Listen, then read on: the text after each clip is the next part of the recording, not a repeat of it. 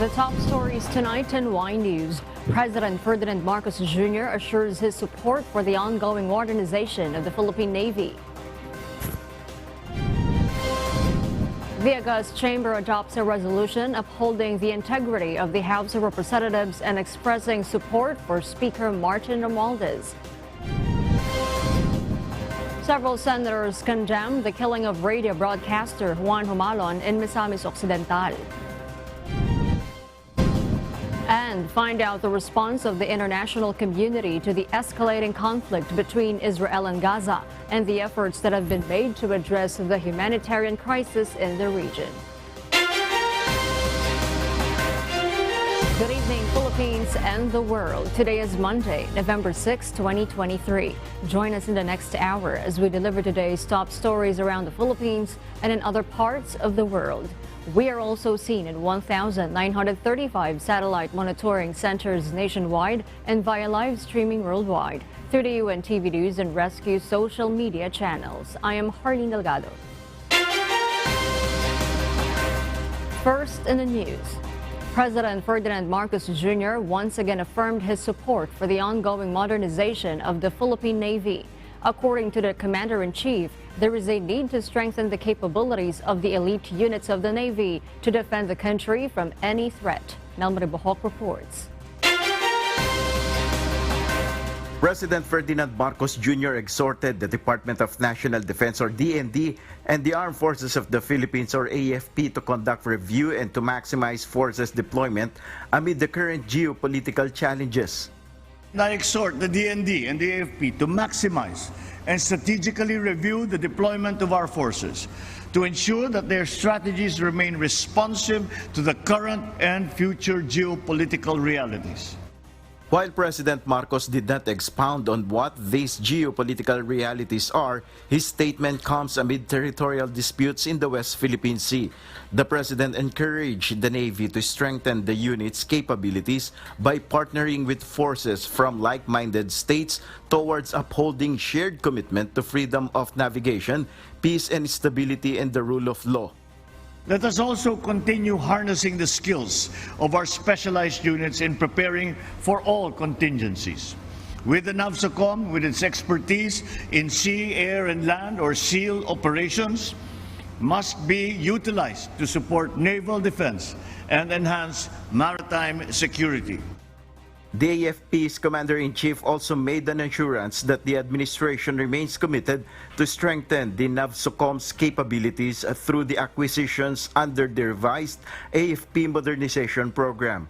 President Marcos also praised NAVSOCOM for its performance, particularly through the conduct of extensive counter-terrorism training and operations against terrorist groups and other lawless elements, including rescue missions, which he said have greatly supported the AFP's internal security efforts, especially in southern Philippines. NAVSOCOM, an elite unit of the Philippine Navy, has likewise contributed to government efforts to curb smuggling and other illegal activities at sea as authorities watch over the country's vast littoral area. Nelmari Bohok, UNTV News and Rescue. We serve the people, we give glory to God. The fifth batch of overseas Filipino workers or OFWs who were sent home from Israel arrived at the Ninoy Aquino International Airport Terminal 3 via Etihad Airways flight EY424 after 3 p.m. today. A total of 22 OFWs have arrived safely today. 19 of them are caregivers, 3 are hotel workers, and there is 1 infant among them. Additionally, the ashes of caregiver Mary Grace Prodigo Cabrera, carried by her sister Mary Jean Prodigo, have also returned. Grace is the third of the 4 Filipinos who died in Israel and have now come back to the Philippines. Government agencies are prepared to assist returning OFWs in any way they can. The Department of Foreign Affairs reported that the president wants to ensure that the needs of the OFWs are met until they are safely back in the country.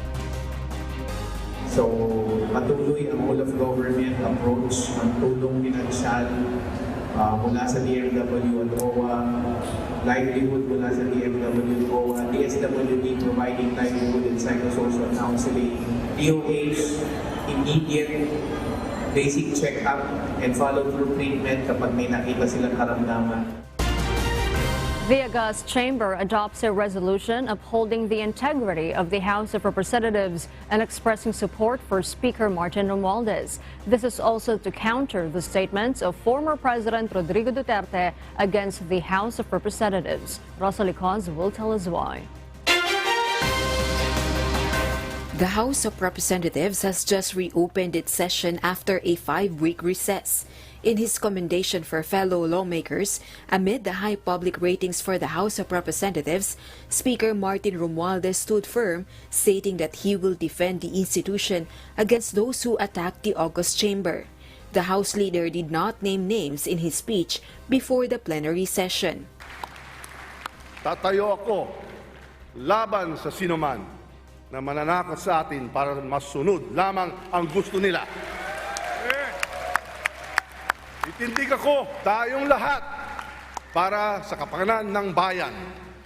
After his speech, the House of Representatives convened as a committee of the whole to pass House Resolution 1414, upholding the integrity and honor of the institution, as well as expressing support for the leadership of Speaker Romualdez.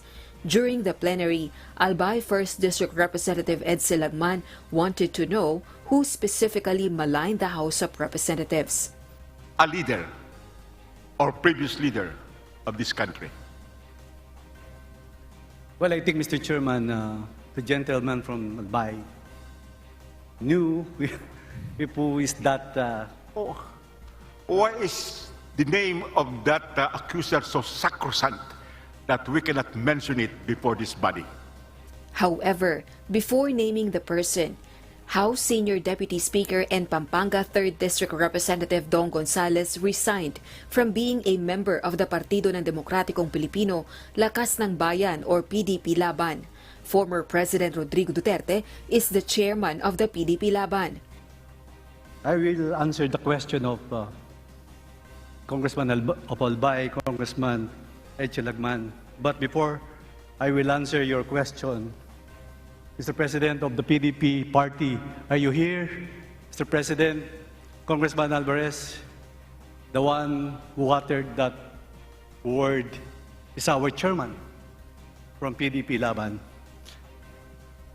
Before I will answer, I will resign now as member and officer of PDP Laban. The former President Rodrigo Roa Duterte, the one who said that, Mr. Chairman. After this, several lawmakers and political parties made their manifestations in support of House Speaker Romualdez. During the session break, lawmakers and the House leadership had already expressed their support for ACT Teachers Party List Representative Franz Castro, who was condemned by former President Duterte in an interview. The ex-chief executive also hit the August Chamber and described it as the most rotten institution. Rosalie Cos, UNTV News and Rescue. We serve the people, we give glory to God. The newly appointed Secretary of the Department of Agriculture will implement programs to increase local food production. The President has also tasked the official with removing corrupt officials if any are found. Ray Pelayo will tell us why. The newly appointed Agriculture Secretary asked the cooperation of the officials and employees after the flag-raising ceremony earlier today. The official said that he will work with them to achieve the goal of the administration. But Laurel stated during the press briefing that one of the marching orders to him by the President is to check if there is corruption in the department. I will be creating my own intelligence group, which they are here now, pero hindi sila kilala. So we will be, well, one of the directives also ni Presidente is to, kung may dumi dyan, clean it up. The Agri-Chief also have plans to address the problem in agricultural smuggling, including the inspection from the point of origin. Hundreds of millions of pesos worth of smuggled goods were confiscated in the past months. So, origin pa lang ma-address na to para hindi na makarating dito to yung problema. Secretary Laurel stated that it is possible to lower the price of food, especially rice, by implementing programs. Modernize, irrigate, fertilize, and use the right type of seeds as soon as possible. The official said that he will also go around the country to talk with farmers and fisher folks. Ray Pelayo, UNTV News and Rescue. We serve the people, we give glory to God.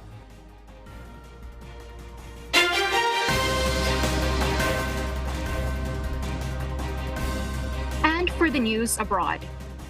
With international calls for a ceasefire weighing heavily on Israel, the nation remains steadfast, rejecting these calls as its forces continue to surround the city. Charisse Longbowen tells us why. Just recently on Sunday, we received reports that Gaza was enduring an unprecedented bombardment from Israel, a situation that has left its population in a state of turmoil, compounded by the loss of vital communications and internet services. In the face of this crisis, ministers from Qatar, Saudi Arabia, Egypt, Jordan, and the United Arab Emirates met with the United States Secretary of State Antony Blinken, striving to persuade Israel to embrace a ceasefire. However, it is important to note that concerns have been raised, particularly by Secretary Blinken, who apprehends that a ceasefire might inadvertently support Hamas, further complicating the already delicate peace efforts. Despite these international pressures, Israeli Prime Minister Benjamin Netanyahu has taken a firm stance, indicating that any ceasefire must come with the condition that the hostages being held by Hamas are released. In parallel, Israel faces growing tensions with Lebanon as the Israeli military launched an attack on the Lebanese political and militant group Hezbollah, resulting in the tragic loss of innocent lives, including 3 children and a grandmother. Meanwhile, over 9,770 Palestinians have lost their lives in this protracted conflict, and efforts to evacuate foreign nationals and wounded Gazans were suddenly halted on Saturday during an attack. However, it was reported that these evacuation efforts are now back underway to bring foreign nationals and wounded Gazans to Egypt. Charisse Longbowen, UNTV News and Rescue. We serve the people, we give glory to God.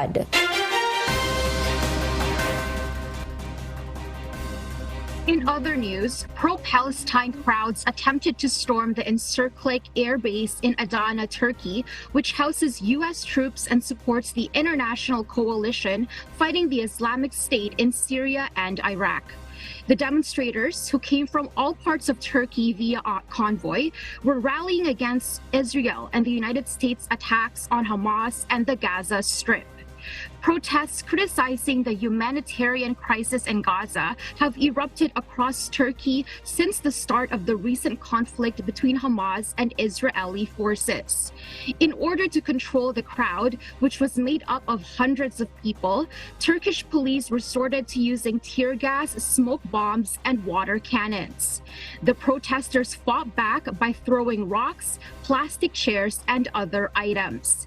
The commotion happened just hours before U.S. Secretary of State Antony Blinken was due to arrive in Ankara, Turkey, for discussions about the war between Israel and Palestine. The Philippine National Police has released a computerized facial composite of a suspect in the tragic killing of broadcaster Juan Humalon, also known as Johnny Walker.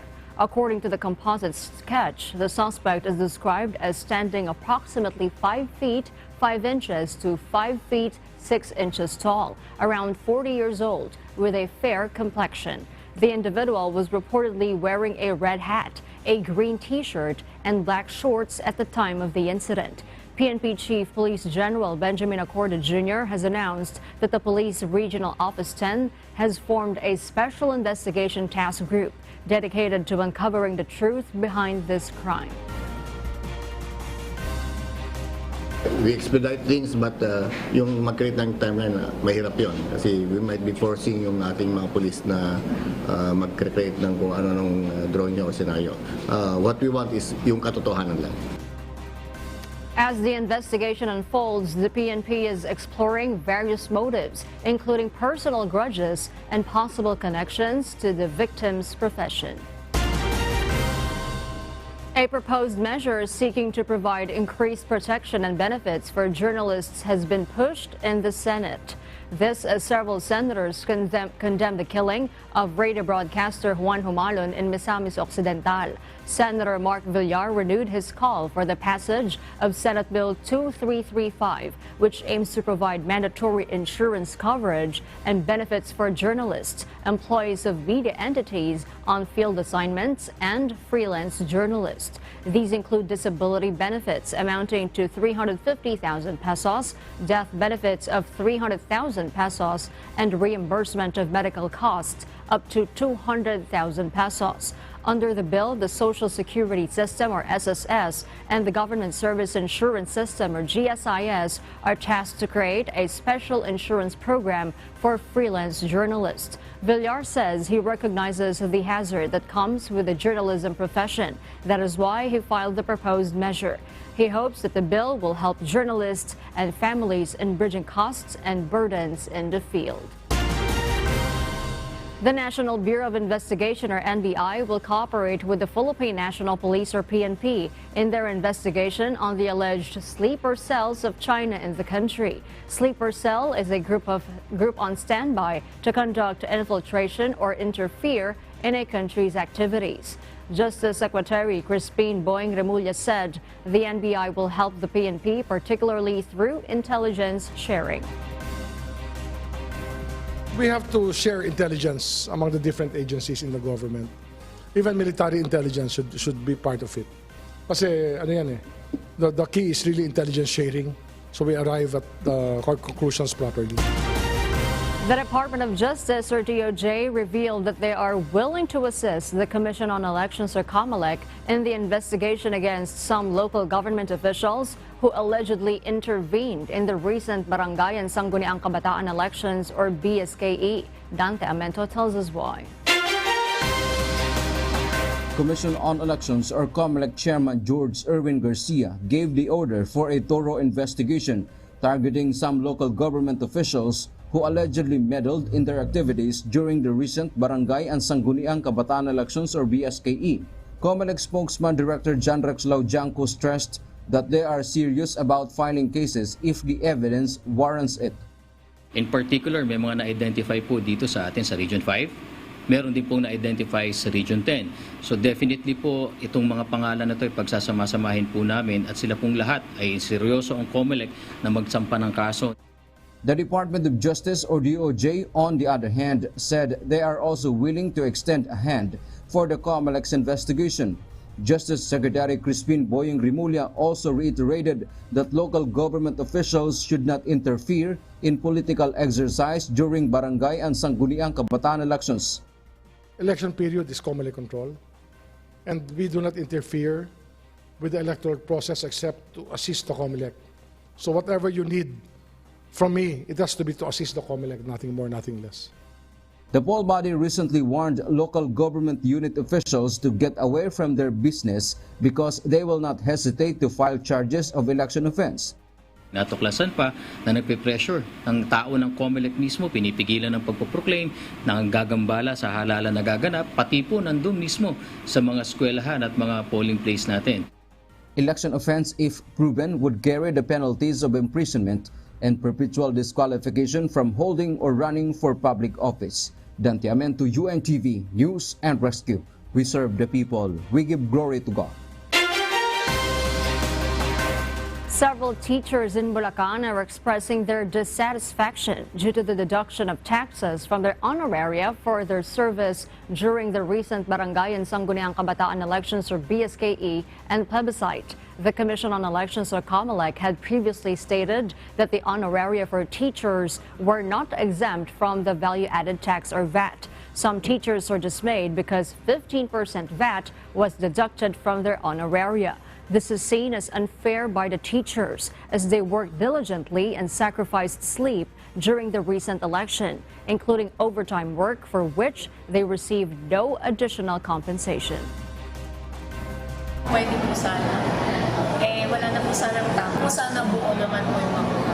Kasi malaking bagay din po yung tax na mababangos. 15% po siguro, di 1.5. 8.5 na lang.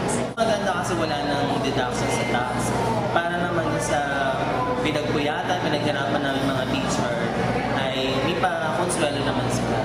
Bukod sa 5-day service credit, mas maganda, bukod na tatanggap ng mga PE. According to Attorney Julio Nicanor Ginto, the election officer of Malolos, they understand the teachers' grievances, but there is little they can do, even if they wish to spare them from tax deductions. Yung chairman natin, ang cost na matatanggap ko is 10,000. Yung all protected members, 9,000. Babawasan pa kasi yun ang tax. On top of that, because nag-hold din tayo ng plebiscite, bibigyan pa sila ng additional na 2,000 pesos, which is also taxable. And those are the reasons behind the news in other parts of the globe. I am Bianca Quijano, live from Toronto, Canada. Good evening.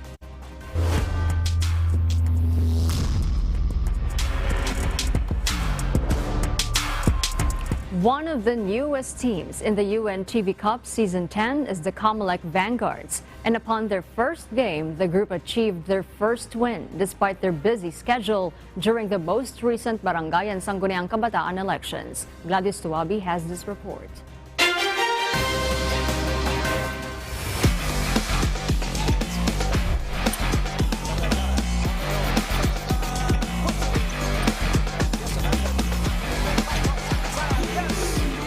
With the score 101-76, Comelec Vanguards have shown their 110% to get their first win in the hard court versus other rookie team DFA emissaries.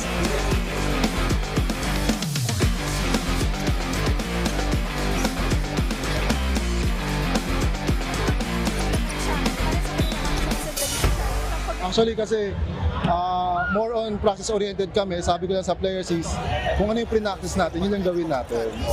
As don't expect too much, ang gawin natin, give natin 110% natin para lang mapakita natin sa mga manonood kung ano yung mga talents natin.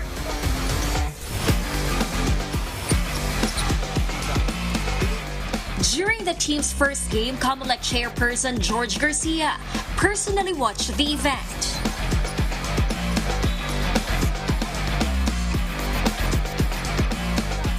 Ginawa natin ang paraan. Nag-organize tayo ng isang team para lamang sumali dito sa UNTV Cup. In fact, hindi lamang basketball ang gusto namin salihan, pati sana volleyball. Sa mga susunod na season, sasali na kami. Alam nyo kasi napakaganda ng adhikain ni Kuya Daniel Razon. Dapat maunawaan ng lahat. Naglalaro ka na, nakakatulong ka pa sa mga chosen charities mo. Batali takes it away from Bolocon. Rubio, turnaround, got it. For the game 2, GSIS Furies and SSS Kabalikat had a very close fight. In the end, the never-give-up attitude of the GSIS made them win with the score 75-72. Siguro ngayon, more conditioned ang players, talagang nag-prepare properly. Pinaghirapan nila yung off-season preparation ng UNTV. So itong first game, talagang nakita natin na hindi bumigay yung players sa gusto namin ma-achieve, which is to win yung first game namin.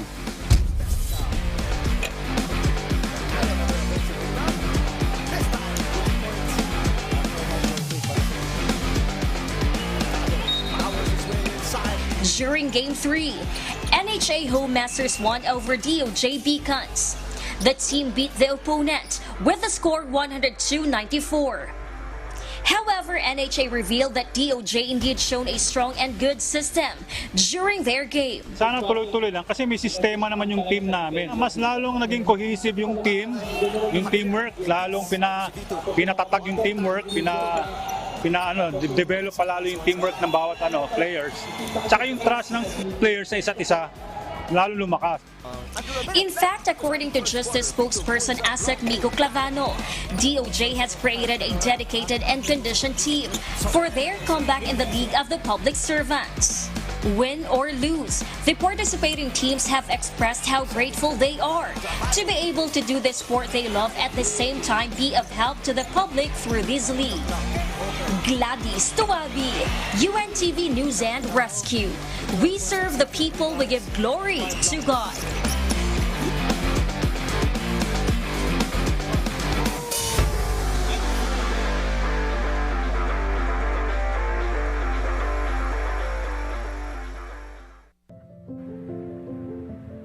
Our kasambahay, as the world faces these trying times amid the various challenges and uncertainties, we are inviting everyone to join the global prayer for humanity. Good day. I'm Brother Eli Soriano of the members of the Church of God International. I want to invite you to join us in a minute of prayer every day to pray for humanity and the whole world as we go through these perilous times. While safety measures like washing of hands and strengthening of our immune systems may help us through this horrible predicament, there is still no precaution or cure more powerful than God's mighty intervention. And we need His intervention now more than ever. It doesn't matter what religion you are in or what denomination you belong. This is an invitation for all the people around the world who cares for the future of their family, friends, loved ones, and humanity as a whole. Everybody is welcome to pray with us. For more details, you can check out the description box below. Thank you very much, and I hope to hear from you soon. May God bless you.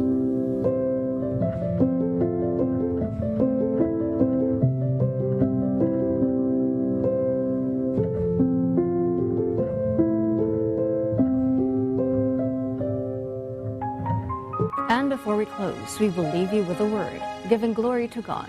From the book of Matthew, chapter 5, verses 3 to 5, it says, "Blessed are the poor in spirit, for theirs is the kingdom of heaven.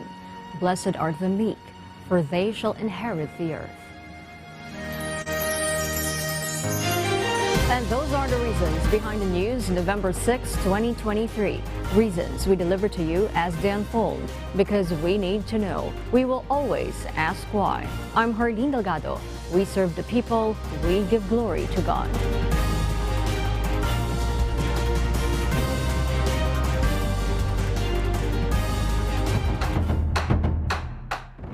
Let us also continue harnessing the skills of our specialized units in preparing for all contingencies.